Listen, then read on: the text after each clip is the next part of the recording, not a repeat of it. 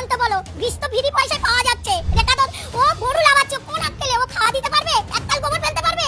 আমার 5 লাখ টাকা লোন নেওয়া, সব মহিলারা এসে আমার বাড়িতে এসে বলছে লোন শোধ করো। আমি কি করে করব? চলো আমার বাড়িতে কি অবস্থা। শুভেন্দু অধিকারী এসে তুই গদিতে বসে আছিস, তুই কি করছিস? মানুষকে এরকম করে ওই হিন্দু ধর্মতে সবকিছু তো নষ্ট করে দিচ্ছিস। আমাদের ঈদটা করতে দিক, আমরা গরুগুলো বিক্রি করি, কিছুটা যেন অন্তত মুক্ত হই। মুসলিম বা তারাও হিন্দু, তারা তো মিশছে একসাথে, আমরা তো একসাথে আছি। তারা কোনোদিন দেনদারি করেনি কি কারু আমাদের গলা ধাক্কা দিয়েনি। ওদের কুরবানিটা ওদের করতে দাও, আমরা বাঁচি। আমার মতন মহিলা, আমি মহিলা সমিতি থেকে 5 লাখ টাকা নিয়েছি। মুসলিমরাও কিছু কিছু জায়গায় আমরা দেখলাম, কিছু কিছু জায়গায় সিদ্ধান্ত নিয়েছে মুসলমানরা হিন্দুদের কাছ থেকে গরু কিনবে না। হিন্দুদের কাছ থেকে যদি গরু ক্রয় না করে তাহলে তখন ওরা বুঝবে যে মুসলমানদের সাথে পাঙ্গা দিয়ে চললে কি সমস্যা হতে পারে। ভারতে নির্বাচন হলো, নির্বাচনের পরেই আমরা লক্ষ্য করে দেখলাম বিজেপি সরকার গঠন করলো। গঠন করার পর থেকেই শুরু হয়েছে অমানবিক নির্যাতন মুসলমানদের উপরে। বাড়িঘর ভাঙচুর, মুসলমানদের মসজিদ ভাঙচুর, নামাজে বাধা, মহিলারা হিজাব পরে রাস্তা বের হতে পারতেছে না। আমরা অসংখ্য ভিডিও দেখেছি, যে ভিডিওগুলো দেখে আমরা এর তীব্র নিন্দা এবং প্রতিবাদ জানাই। শুধু তাই নয়, বরং আমরা এর সুষ্ঠু বিচার চাই। এরকম কথা বিশ্বের বিভিন্ন দেশ থেকে মুসলিমরা এরকম তীব্র প্রতিবাদ এবং নিন্দা জ্ঞাপন করতেছি। আদৌ এটা কি কখনো সফলতা আসবে? আমি বলি না, সফলতা আসবে না। তবে হিন্দুদের এই আচার আচরণ, এই সন্ত্রাসী কর্মকাণ্ড তারা প্রমাণ করলো আসলেই মুশরিকরা মোটেও মুসলমানদেরকে সুচোখে দেখে না। আর একটা বার প্রমাণ হলো। তবে আমরা গাজাতুল হিন্দের গন্ধ পাচ্ছি। গাজাতুল হিন্দ অর্থাৎ এই হিন্দুস্থানে মুসলিম এবং হিন্দুদের মধ্যে যুদ্ধ হবে এবং এই যুদ্ধে মুসলমানরা বিজয়ী হবে। একটা জিনিস খুব পরিষ্কার, সেটা হলো এই পশ্চিমবঙ্গের যে মুখ্যমন্ত্রী হলো শুভেন্দ্র, এই শুভেন্দ্রর বক্তব্য সে অখণ্ড ভারত চায়। তার টার্গেট হলো কি? তার টার্গেট হলো কাশ্মীর, পাকিস্তান, নেপাল, মালদ্বীপ, ভুটান, বাংলাদেশ, মায়ানমার এবং চীনের একটা অংশ, সব মিলে হবে একটা ভারত, অখণ্ড ভারত।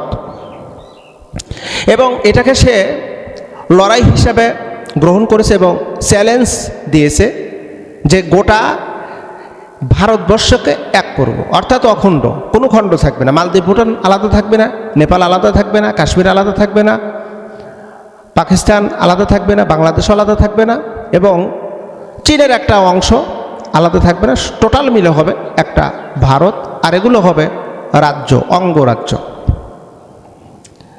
শুভেন্দ্র যদি তার এই বক্তব্যের উপর অটল থেকে বিজেপি সরকার যদি এই সিদ্ধান্তে অটল থাকে, তাহলে বাংলাদেশ কি চাইবে? বাংলাদেশের জনগণ কি চাইবে যে ভারতের তাবেদারি করে, ভারতের সাথে একাকিত্ব করে একটা রাজ্য হিসাবে এই দেশের জনগণ থাকবে?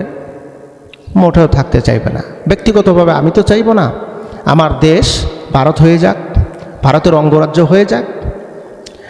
আমার দেশের জনগণ চাইবে না। না চাওয়াতে কি হবে? ৭১-এর সময় যেমন পাকিস্তানিদের সাথে এই দেশের মানুষ যুদ্ধ করেছে, আবার যুদ্ধ করবে ভারতের সাথে। নেপালও চাইবে না আমরা ভারতের রাজ্য হয়ে যাই। পাকিস্তান তো চাইবেই না। চীনের একটা অংশ, চীন কি ছেড়ে দেবে? না। শুরু হবে যুদ্ধ। আর এই যুদ্ধটাকে বলা হচ্ছে গাজাতুল হিন্দ।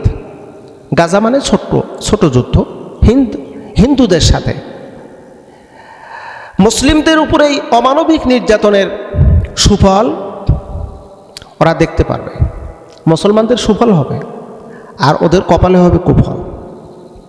প্রিয় ভাইরা, আমরা অবাক হয়ে গেছি, যদিও আমি ভিডিওগুলো আপনাদের সামনে উপস্থাপন করতে পারতেছি না।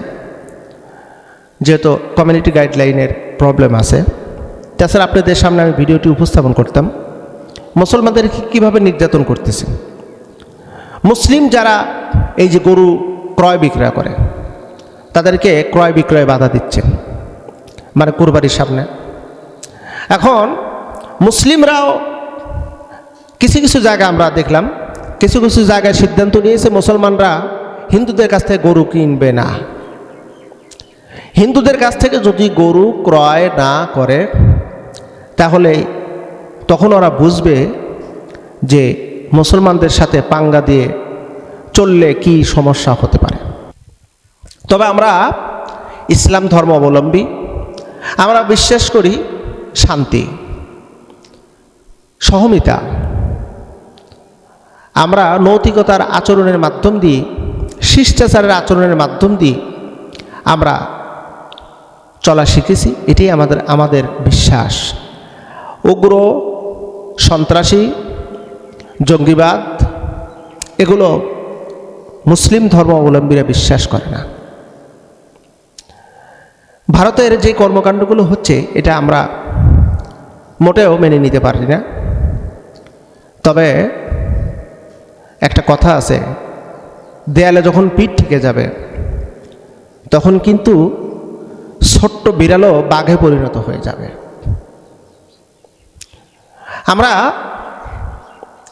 বিনয়ের সাথে বলি, মানুষ, মানবতা, এখানে কোনো ধর্ম বর্ণ নেই, এখানে কোনো রং সাদা কালা এগুলোর কোনো ভেদাভেদ নেই।